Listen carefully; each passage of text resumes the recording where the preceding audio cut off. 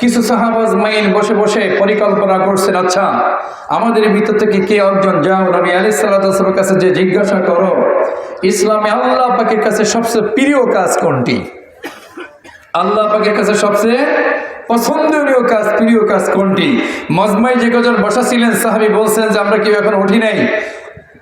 হঠাৎ করে নবী আলাইহিস সালাতু ওয়াস সালামের পক্ষ থেকে একজন এসে বললেন, আপনাকে আল্লাহর রাসূল ডাকতেছেন আপনাদের সবাইকে। বলে আমরা সবাই চলে গেলাম নবীর দরবারে। নবী আলাইহিস সালাতু ওয়াস সালাম সূরাতুস সাফ এই সূরা আমাদেরকে তিলাওয়াত করে শোনালেন। বলুন সুবহানাল্লাহ। সূরার মধ্যে কি কি আছে যে সূরাটা নবী সাহাবা আজমাইনরা পরিকল্পনা করতেছিলেন আল্লাহ পাকের কাছে সবচেয়ে পছন্দনীয় কাজ কোনটা, সেই কাজটা আমরা করব। আর পরিকল্পনা অনুযায়ী আল্লাহ আয়াত নাজিল করলেন, সূরা নাজিল করলেন নবীর কাছে।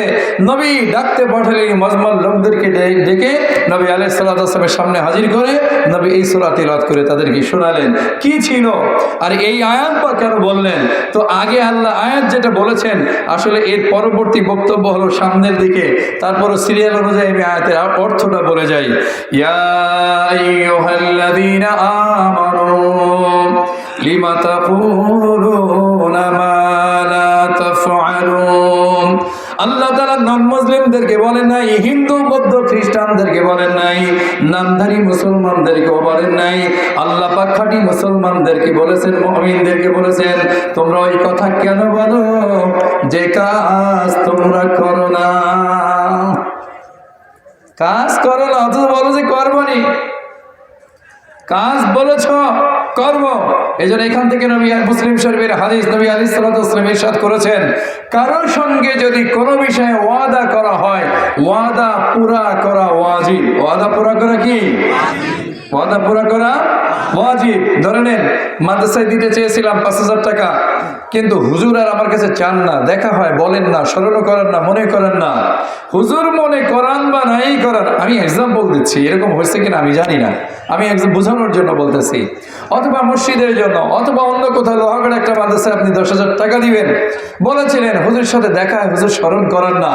স্মরণ না করালেও আপনার ওই ওয়াদা পুরা করা ওয়াজিব।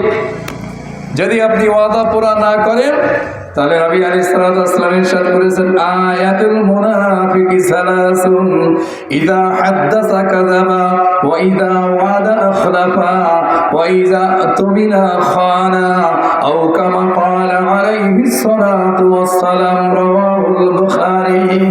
বুখারী রাওয়ায়াত। মুনাফিকের আলামতের 3টি আলামতের একটি আমার মাধ্যমে প্রকাশিত হয়ে গেল। ইয়া আইয়ুহাল্লাযীনা আমানু লিমা তাকুলুনা মা লা তাফআলুন। হে বিশ্বাসীগণ ওই কথা তোমরা কেন বলো যে কাজ তোমরা করো না। এরপরে আমার আল্লাহ বলেন, কাবুরা মাকতান ইনদাল্লাহ। আল্লাহ পাকের কাছে বড় অপছন্দনীয়। কাবুরা মাকতান ইনদাল্লাহ। কাবুরা মাকতা আল্লাহ পাকের কাছে বড় অপছন্দনীয়। ইনদাল্লাহ আল্লাহ পাকের নিকট।